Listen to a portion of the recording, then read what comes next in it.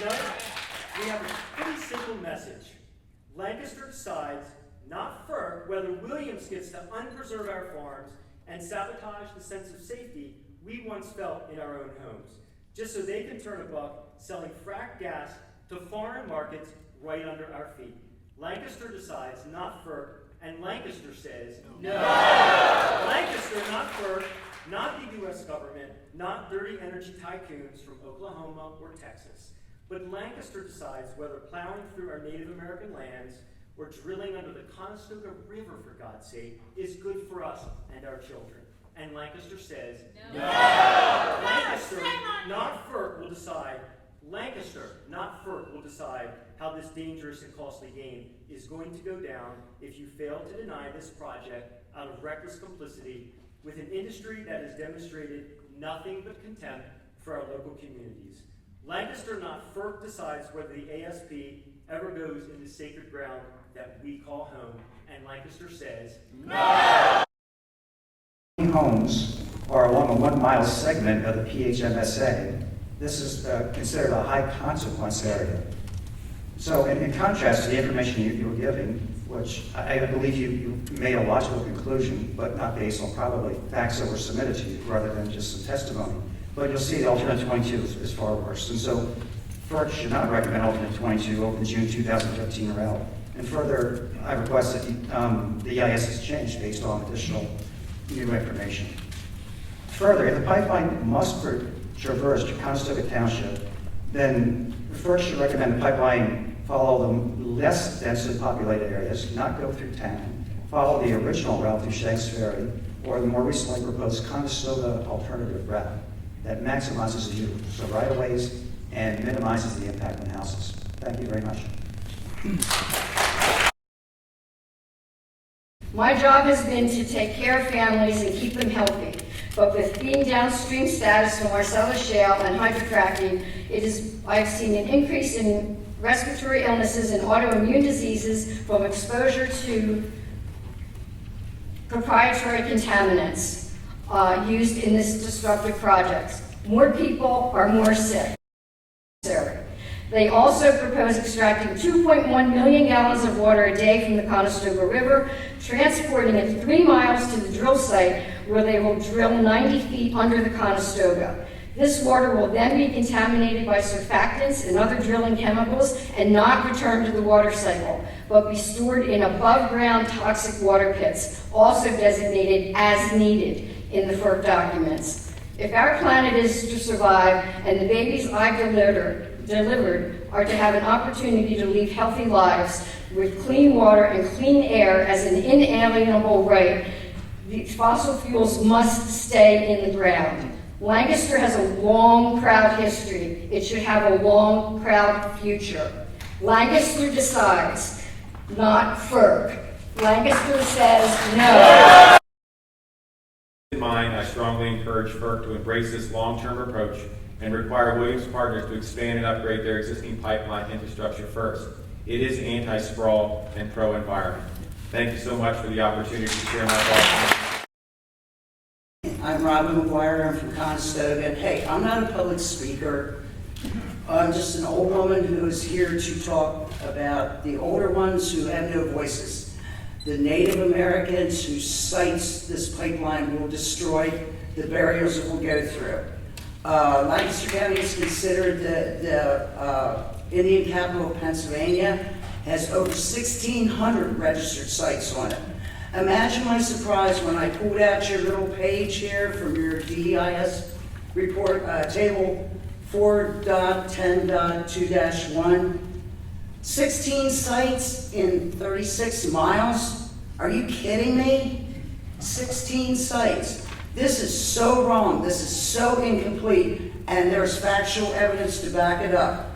Not included are the sites that are registered with the PHMC, including the Roberts site, which is 36LA1. That is the first site that was registered in Lancaster County in the 20s. The HDD, the drill under from Conestoga Township to Manor Township, is coming right through this site.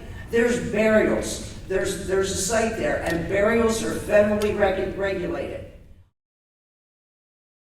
My name is Melinda Harnish-Clatterbuck. I live in southern Lancaster County. For the past 2 years, more than 6,000 public comments on the Atlantic Sunrise Project have been submitted to FERC. Of those, 97% expressed opposition to the pipeline. That's 97 out of every 100 letters, 60 times over, telling FERC why the ASP will bring significant adverse effects. Significant adverse effects. According to your own DEIS, the ASP will disturb 251 wetlands in PA, of which 51 are classified as exceptional value. It would cross 331 water bodies. 41 of those are classified as sensitive, and 40 are listed as impaired. It would disrupt 31 archaeological sites, including 6 prehistoric sites and numerous Native American cultural sites, including, still, Conestoga Indian Town. Additionally, 31 preserved farms would be violated, and more than 40 landowners would have their land condemned by eminent domain. And yet, your recently issued DEIS, you dismissed every one of these concerns by concluding that the ASP would have, and I quote, less than significant impacts on our lives and our land. It claims that this pipeline will cause little impact on habitats and species. But there are lessons that we can learn from history. In 1874, a Swiss chemist discovered DDT. This insecticide was also known as the wonder chemical. At this time, the Public Health Department gave demonstrations trying to convince people that DDT was safe. They were not as educated or cared enough to understand the horrific impact that this chemical would bring for the next generation. You say that this pipeline will have minimal impact on the environment.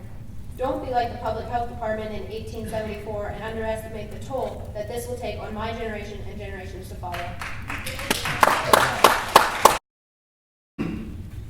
Long-term negative consequences are not automatic, however. A natural resource such as natural gas is an asset. Effective planning to moderate the speed at which extraction occurs and to invest the infusion of short-term revenues in longer economic development could mitigate potential impacts of the boom-bust cycle or crowding out phenomena. So let's look at the actual numbers. In 2012, the gas price at Cove Point, Maryland was $3.45 per unit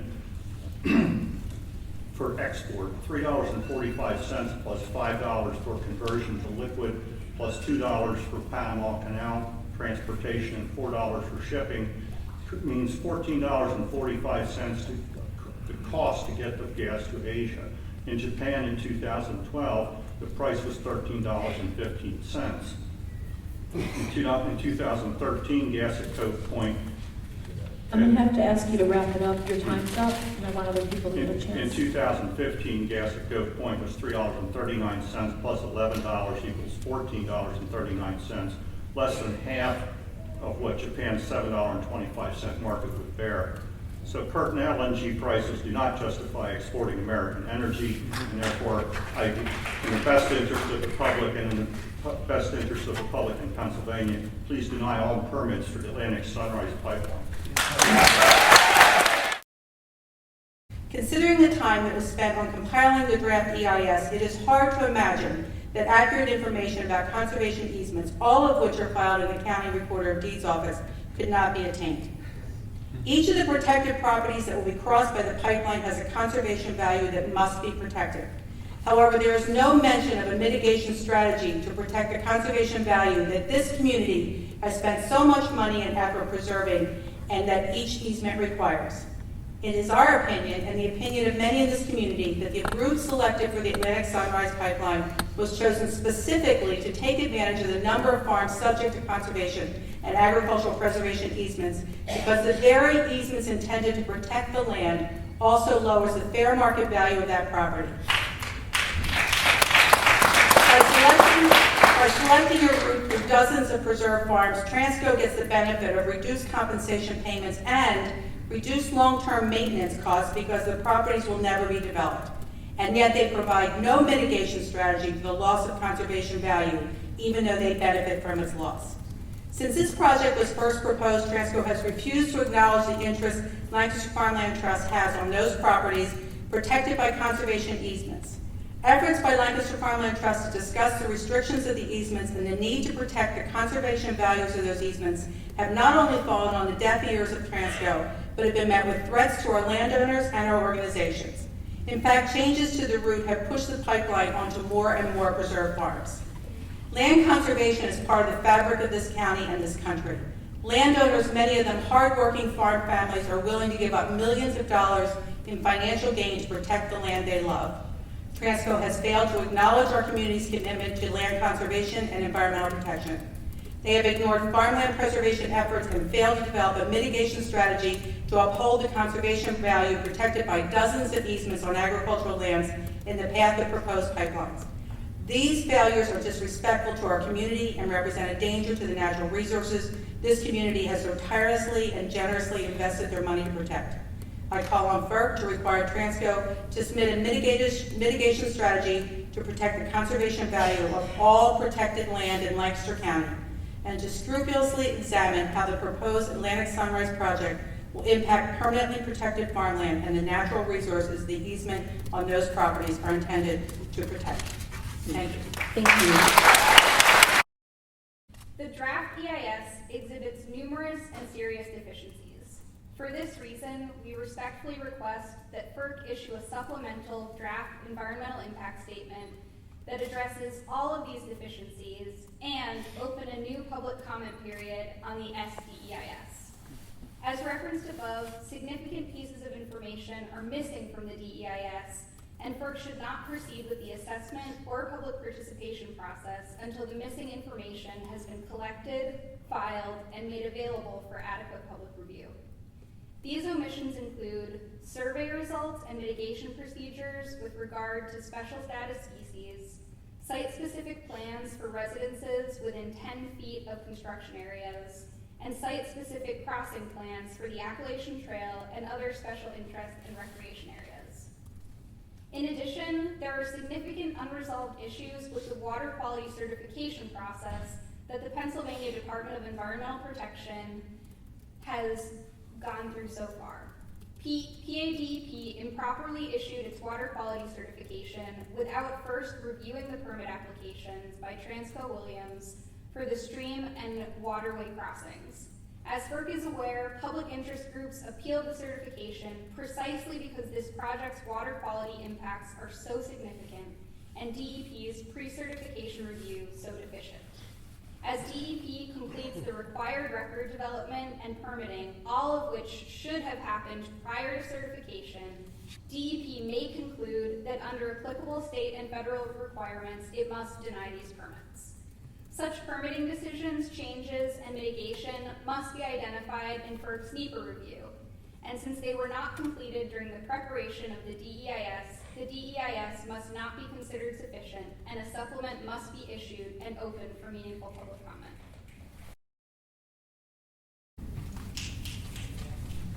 Again, due to the many very serious deficiencies in the DEIS, we respectfully request that FERC issue a supplemental DEIS that addresses all of these deficiencies, open a new public comment period, and the impacts, as you've heard with such vivid testimony here this evening, are undeniable.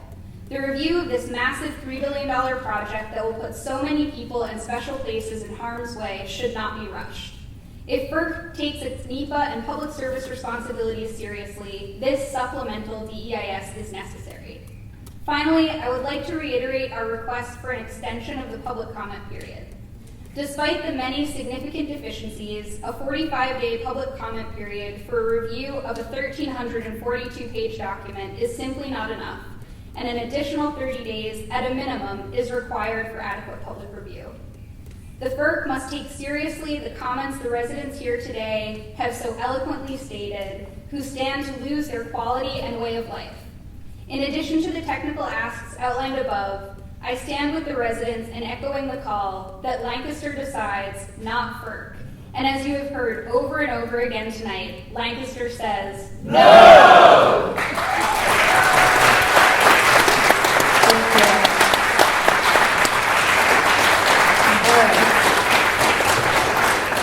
It's almost 10:30, so by my math, we could probably get another 10 on.